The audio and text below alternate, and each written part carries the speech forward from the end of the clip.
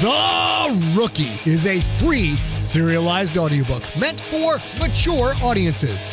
Written and performed by #1 New York Times bestselling novelist Scott Sigler. For links to order a young adult version of this book without all the cussing in print, ebook, or audiobook, visit scottsigler.com/therookie, one word. This podcast contains mature situations, adult language, and lots of violence. Listener discretion is advised.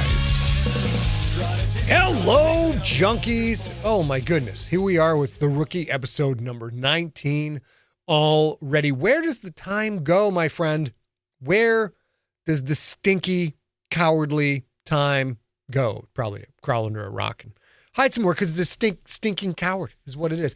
I seem to have resolved my technical issues for Shakedown, book 1 of the Crypt series. If you recall, I had a devil of a time with Microsoft Word and a 450-page document with over 3,000 changes to review. As it went through the changes, it would somehow go back and recalculate them all, and it was dragging the processor to an absolute crawl. Did everything there was to do, didn't work, had many spinning wheels, many spinning wheels. Well, we divided the manuscript up into 4 parts, and then we also used a more updated computer. So there's still some minor delays, but overall it's going very well. I am now 57% done with the final draft of Shakedown, the Crypt Book 1. I'm also making progress with the book because of another new tactic. Just started that this week. So if you're hearing this when it comes out, I've done this for 1 week, and so far it's going gangbusters. In the morning, I walk my pups and then get right to the writing. Don't do email, don't do anything. Just get right to the writing. And now I have a computer we're using only for writing. So there's no text messages, there's no email coming up on it, anything like that. I leave my main work computer with the mail and the text messaging and all the other stuff. I leave that in another room and my phone in the other room as well. So I'm getting 0 distractions. It is amazing how much better I am at doing my job without these distractions nipping at my concentration. I'm like, oh, I got this. This is easy. I can handle 4 or 5 texts an hour or whatever. Email comes in. Maybe you need to respond to that. Turns out I do not. I get to leave all that stuff in the other room for 4 hours, get the writing done, and then I catch up on all that stuff. It turns out it's what is there isn't enough to merit the constant interruptions. So things are going good. That's what I want to tell you. Things are going really good. When will Shakedown be done, you ask? I don't know. But at 57%, clearly we are closing in. All right, let's get back to The Rookie. Let me get you caught up on the story so far, and then we're all going to go wonder why Thor doesn't just heal his own damn eye. I mean, he is a god, for crying out loud.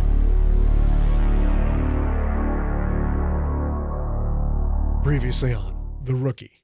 2 straight wins make Ionath a long-shot contender for the Quyth Irradiated conference title. But the mob has the Krakens starting quarterback under their thumb, even while trying to corrupt the backup QB, Quentin Barnes. As the gangsters close in, can Quentin and the Krakens keep on winning? Find out next on The Rookie, adult version, episode number 19.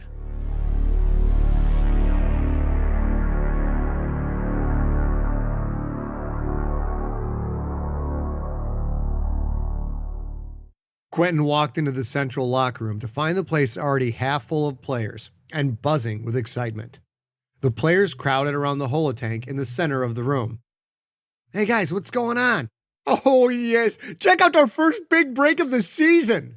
Yasud stepped aside, making room for Quentin. The holotank showed 2 human broadcasters, Christoph Berman and Dr. Mary Warwick, reviewing a holographic replay projected on the desk between them. The ESPN Game Day logo circled above them. The Orbiting Death's upset win over the Wittok Pioneers puts the Death in a 3-way tie for first, Berman said. But the bigger story is the injury to Pioneers' money man, Condor, Big Play Drian. Just how long is Adrian out for, Mary? The replay froze, and she poked the tip of a plastic pointer into the holographic display. In that display, Condor Adrian had his right hand on the ground, obviously trying to keep himself from going down. A defensive lineman for the Orbiting Death, dressed in a white jersey with black trim and metal flake red helmet, was also frozen in mid-fall, leaning against Adrian's arm. Quentin suddenly realized that Adrian's arm was bent the wrong way. As you can see here, the elbow is badly hyperextended. The replay moved forward another second, then froze. Adrian's arm bent further, and a bone poked out of his skin, accompanied by a freeze-frame flash of blood. A groan of disgust rippled through the Krakens players. The holo started to move forward, then backward and rewind, then forward again, over and over, to show the injury. Yasud jumped up and down with excitement. Like a chicken wing! It looks like a goddamn chicken wing! In the holotank, Dr. Warwick continued. And here we see severe bone and ligament damage to Adrian's arm. This will require major reconstructive surgery. He could be out 3 to 4 weeks while they rebuild the joint. Quentin felt bad for the man, but he also felt a surge of excitement. With him gone, the Pioneers were no longer the unbeatable machine they had been for the first 4 weeks. The Pioneers' win over the Krakens meant that even if the Krakens won out and the Pioneers only lost one more game, both teams would finish at 7-2, and the Pioneers would win the conference title on the head-to-head tiebreaker. But if the Pioneers lost 2 games, the Krakens still had a chance to win the conference outright. Of course, that would require some help from the Grontak Hydras, who had also beaten the Krakens and were also at 4-1. In the multifaceted fantasy of the Krakens actually taking the Quyth Irradiated conference title, the Hydras had to lose 2 more games, and the Pioneers had to lose 2 more games. The Orbiting Death was also at 4-1, but they only had to lose 1 more game, this week's game, against the Ionath Krakens. If the Krakens prevailed against the Orbiting Death, both teams would hold 4-2 records. However, that same head-to-head tiebreaker would this time favor the Krakens. Even though the Krakens shot at a conference title meant they had to win their last 4 games, the injury to Adrian and the upcoming match with the Death made all things seem quite possible. To Quentin, it felt like a shroud had lifted. In a 2-game span, the team had gone from falling to 1-2 and losing its starting quarterback to crawling back to 3-2 with an outside shot at the title. 2 days of practice on the touchback, then 2 days at Orbital Station 1, home of the Orbiting Death. Orbital Station 1, also known as the Ace, was even larger than the Deuce. Even the fact that the Krakens were back in the running and the fact that Quentin was about to see yet another new world was not enough to offset his rage, because he was still on the bench, still backing up a tanker. Game 6, Ionath Krakens 3-2 at Orbiting Death 4-1. Quyth Irradiated conference standings. 3-way tie for first. Orbiting Death, Witok Pioneers, Glory Warpigs, all with 4-1 records. 2-way tie for fourth. Shebstalkers, Ionath Krakens, both at 3-2. Grontak Hydras, Big Diggers, Quyth Survivors at 2-3. Woo Wallcrawlers at 1-4. And Sky Demolition at the bottom at 0-5. It was only a few minutes after breaking out of punch space that Quentin found himself in the observatory, looking out at another massive, mobile, artificial world. The Ace was an order of magnitude larger than the Deuce. Where the Deuce had seemed like a spherical sea urchin, complete with long, tapering spines, the Ace looked more like a medieval mace. Short, blue, stubby points dotted its spherical shape, the remnants of framework spikes, like at the Deuce, but with the area between filled in by harvested space debris. Quentin walked up to Virak the Mean. Hey Virak, just how big is that? Largest artificial construct in the galaxy's history. Much larger than Emperor 1. Man, I bet the Creterakians don't like that. They hate it. Fuck 'em. How many beings live on that thing? 1.1 billion. Quentin shook his head. That was more beings than all the Purist Nation's outlying colonies combined. Hell, it was more than 2 entire planets, Allah and Stuart. The Ace wasn't a station. It was a damned world. Still, while Allah and Stuart, especially Stuart, looked alive and vibrant, The ace looked like a rock studded with blue metallic points. It's really not that much to see from space. Inside, it's amazing. Even better than Orbital Station 2. Quentin didn't have to wait long to see the inside. The touchback locked into a geosynchronous orbit near the entrance shaft. Quentin rode down the first shuttle. He wasn't starting, yet he was listed on the starter's shuttle. He didn't know what that meant. What he did know is he didn't want to talk to Donald Pine on the way down. Pine couldn't even meet Quentin's eyes. The older quarterback spent most of the trip staring out the window, ignoring the hateful glances Quentin couldn't help but shoot his way. If Pine tanked another game, the Krakens were out of the playoff hunt, plain and simple. But if Quentin told anyone, it would destroy not only Pine's career, but his reputation and legacy as well. Maybe Pine was a fucking moron for getting himself into trouble, but he was also a 2-time Tier 1 champion. Did Quentin Barnes have the right to ruin that? And Pine wasn't the only one acting odd. John Tweedy sat in a chair, left fist methodically punching into right hand. Whap, pause. Whap, pause. Whap. Mom always did love you best, scrolled across his forehead. Quentin nudged the massive Komini, then gestured at Tweedy. Hey, what's his deal? This is the biggest game of the year for him. The Death's running back is Jew Tweedy, John's brother.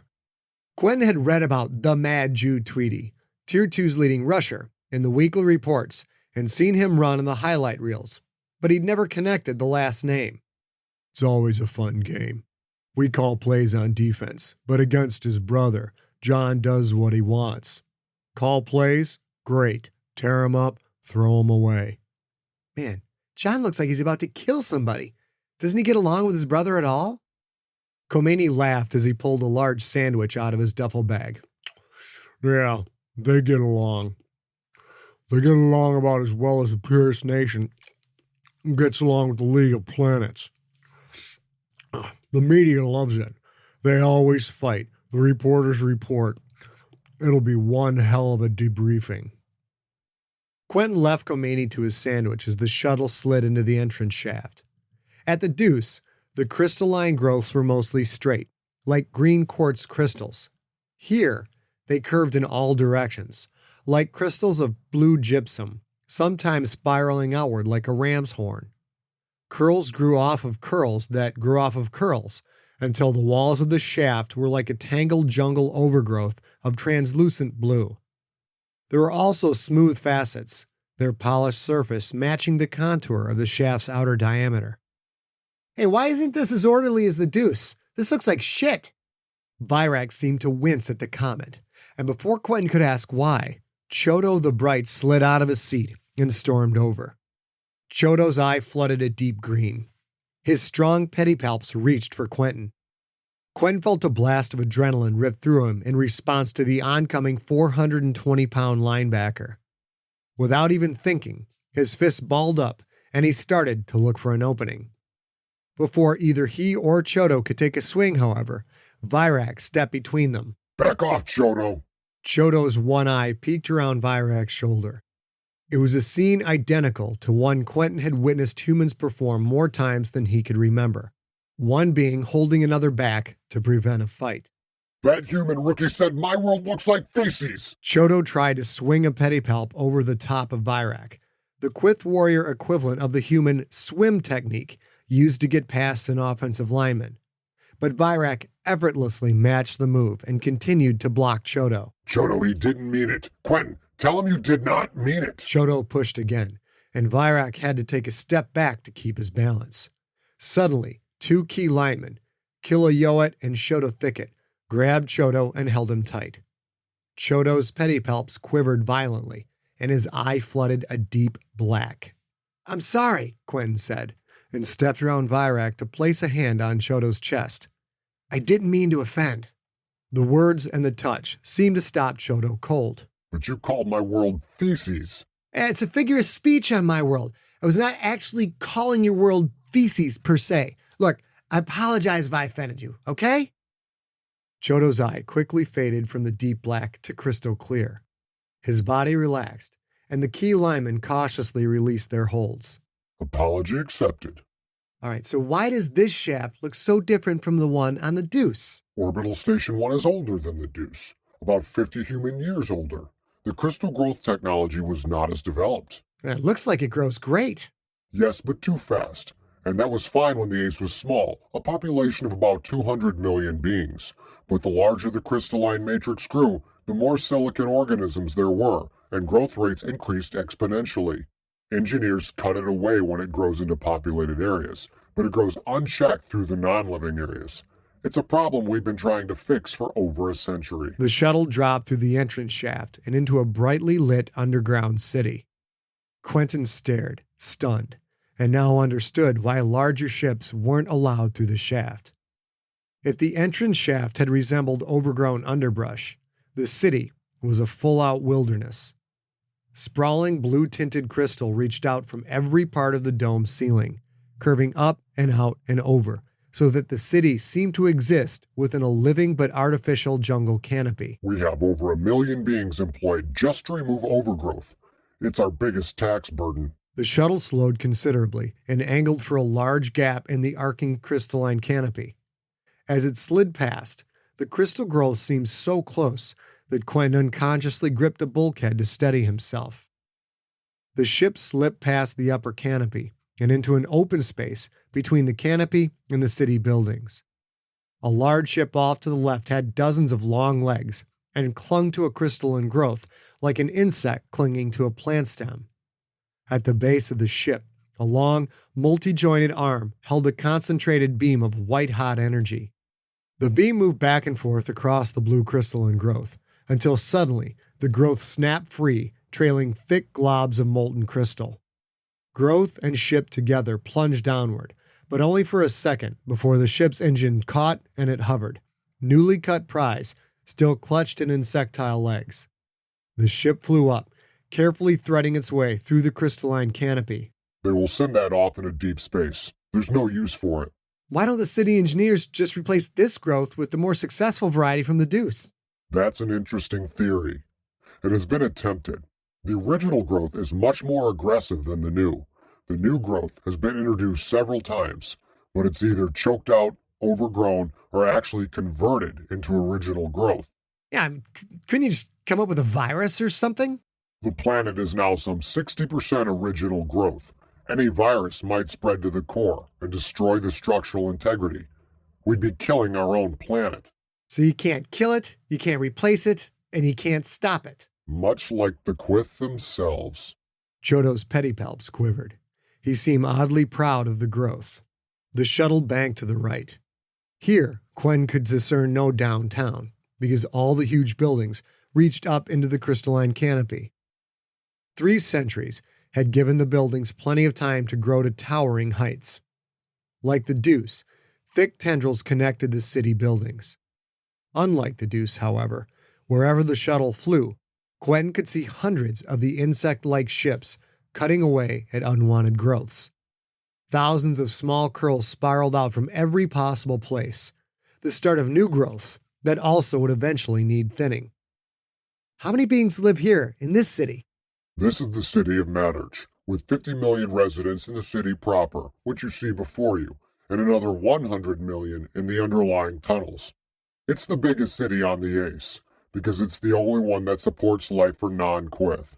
All other cities were completely irradiated when the Krakens attacked. Quentin shook his head in amazement. Such numbers. 50 million in what he saw before him, in a space only a few miles across. The same amount of space in New Mecca housed only 10 million, and he had thought that impossibly overpopulated. Another bank to the right ended the conversation as Beefeater Gin Stadium, home of the orbiting Death, came into view.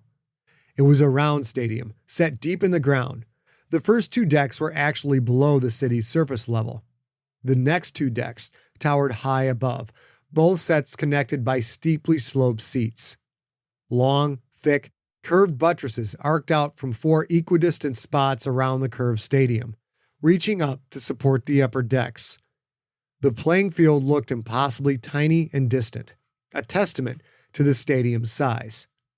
He'd seen several colors of playing surface, but this was the most unusual yet.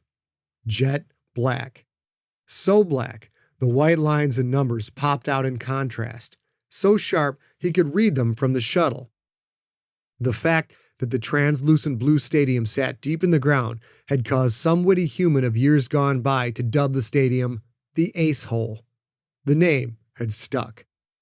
Where all other parts of the city seemed to be fighting a losing battle against the slow but wild growth of crystal, the stadium seemed to be a perfect, shimmering, symmetrical jewel.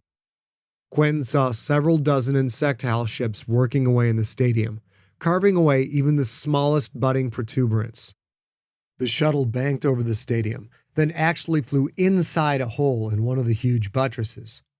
Once the ship sat down, Quentin stepped out into a massive crystal room as elegant as an imperial palace. A short hallway, decorated with holoframes and memorabilia of the orbiting death, led the team to the visitors' central locker room. As the races filed into their respective dressing rooms, Quentin stopped to look at the back wall, painted metal flake red with a 10-foot-high flat black circle. What the hell does that symbol mean anyways, Chodo? That is the Quyth symbol for death, the circle. No beginning, no ending. A fighting death for one Quyth means life for many others. Quentin nodded to himself as Chodo walked to the Quyth warrior locker room. The orbiting death wanted to die fighting? Well, that was no problem, because Quentin Barnes aimed to please. Quentin just wanted to be alone. He didn't want to see his teammates. He didn't want to think about riding the bench. But that was all he could think about. He sat in a mixed race bar, hiding in a shadowy back corner, a Sports Illustrated message board in one hand and a mag can of Miller in the other. His eyes merely glazed over the words and pictures. His mind couldn't get around the fact that he was a backup to a tanker. Hello, Quentin. Quentin looked up to see Mitchell Fayed and Virak the Mean. Are we disturbing you? Quentin shrugged. Just wanted some time to myself, you know? Fayed nodded. We saw you and wanted to invite you to join us for dinner. We're going to discuss ways to keep our winning streak alive. But if you want to be left alone, we understand. Thanks.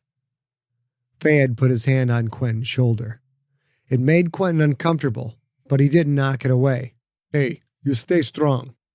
Keep working hard and good things will come. With that, Fayed walked away and Virak followed. Quentin stared after them, hating Fayed for his positive attitude. He finished his Miller, then another, then another. He lost count. It wasn't until he stood to leave some 4 hours later that he felt the effects. The room spun around him, and he had to put a hand on the table to keep his balance. A Creterakian civilian flew up and perched on his table. Quentin stared for a second, then recognized him. Sobox, the voice of Mopuk the Sneaky. You fucked up, human. Oh man, what are you talking about? Mopuk told you what to do and you didn't do it. Now you've got to pay. Quentin saw 2 large shadows move towards him. Not shadows, ki. So big they blocked out the bar's lights. He saw a blur before something smashed into his face and the room twisted wildly. He fell back into his booth. Hot blood coursed out of his nose and onto his upper lip. Quentin Barnes, you're never going to play again. My boys will see to that. A blow to his stomach. Air shot out of him. He tried to breathe in but couldn't. His mouth gasped open like a fish out of water. Strong arms lifted him up out of the booth and held him high. Time to pay the price. Put him down now. Quentin finally drew a gasping breath. The 2 key enforcers held him by his armpits. Sobox was still perched on the table. All 3 faced Virak the Mean and Mitchell Fayed. I said, put him down. Sobox stared at the Quyth warrior. Mind your own business, you grunt. You don't want to fuck with Mopuk the Sneaky. Virak turned his attention from the key and stared directly at Sobox. You insignificant worm. Gredok is my Shamakath. He's also the Shamakath of Mopuk the Sneaky. Quentin Barnes is Gredok's property. Now you put him down, or this will get ugly. Sobach stared hatefully for a moment, then gestured to his key enforcers. Put him down. Let's go. You haven't heard the last of this, Virak. Yes, I have. Virak turned to face the key enforcers again. You two face me again, in any capacity, and I'll kill you. The key scuttled away, Sobach hovering over their heads as they left the bar. Faye had grabbed a napkin and held it to Quentin's bleeding nose. Quentin, are you okay? I am fine. What was that about? What are you doing associating with Mopuk the Sneaky? What did he want with you? Beats me. Maybe he didn't like my hair. Stop lying. I have to tell Gredok about this. No, you can't do that. I have to. He's my Shamaketh. I must tell him. Virak, don't. Why not? A shade of light purple colored Virak's eye. You just can't, okay? That is not okay. It is my duty. Mopuk is in Gredok's organization. Oh, man. Mopuk works for Gredok? Oh, man, this sucks. If Mopuk is making a move, Gredok has to know about it. He's not making a move. It's something I else. must tell Gredok, and you must tell him also everything about this. Quentin stood and looked Virak in the eye. You have to trust me. If you tell Gredok, it'll destroy our season. Why? Why would it destroy our season? It just will. Virak, please, you have to trust me on this. Do it for your team. For my team? Yes, I'm telling you, we just have to keep this quiet. I can't tell you why. Just trust me. Virak stared for a long moment. It is a sign of disrespect to not tell Gredok, and he does not take disrespect lightly. Quentin stayed quiet. He'd said his piece. Virak, we can't let anything ruin our season. Don't tell Gredok. Virak looked at Fayed, then back to Quentin. I will not say anything. I will trust you, Quentin, but please do not betray that trust. Quentin nodded, a grateful smile crossing his face. Thank you, Virak, and thanks you guys for helping me out. I got my ass kicked. It is time for us to return to the rooms. Quentin, you will join us this time. Quentin nodded. The three teammates left the bar together.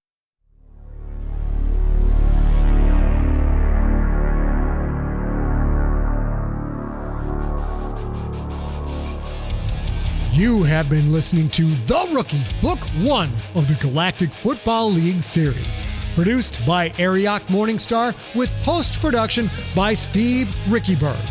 Written and performed by Scott Sigler. For more information on the author and more free stories, go to scottsigler.com. Theme music is the song The Kids Are Coming For You by the band Superweapon. Superweaponband.com.